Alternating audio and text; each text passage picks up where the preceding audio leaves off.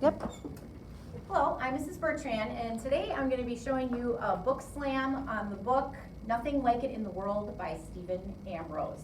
This is my one example that I'm going to be showing you. This is only one way to do a book slam.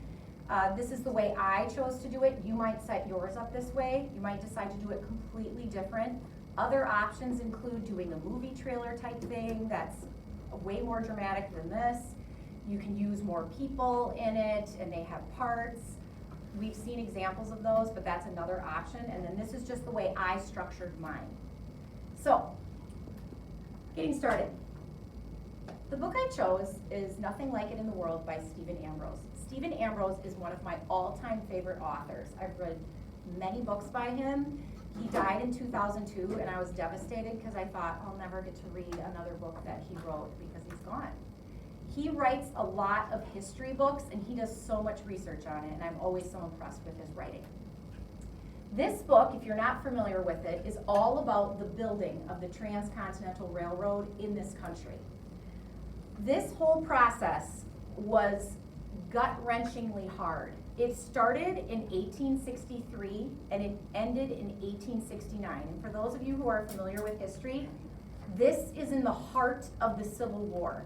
Abraham Lincoln was president. This man was juggling the bloodiest war our country was ever involved in, a country that had been torn apart, and he is building the single greatest structure in the world to bring a country together. This was a gigantic undertaking, and something people do not realize is there was more dynamite used in the building of the Transcontinental Railroad than there was in the entire Civil War put together, if that tells you how challenging it was.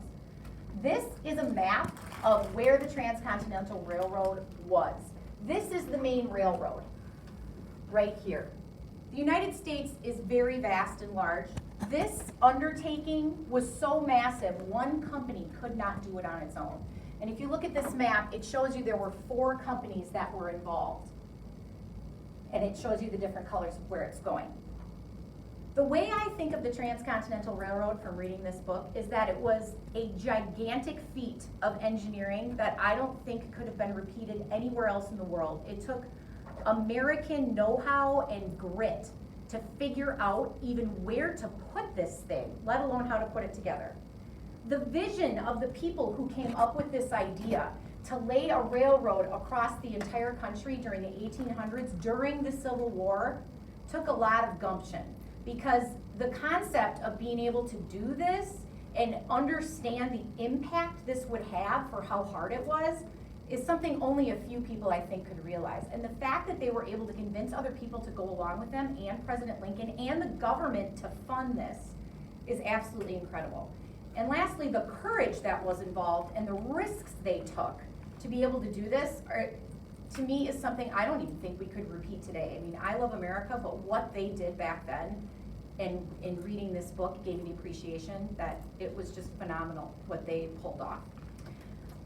The next thing I want to talk to you about, and if you were doing this in a group, that like beginning synopsis would probably be one person's part.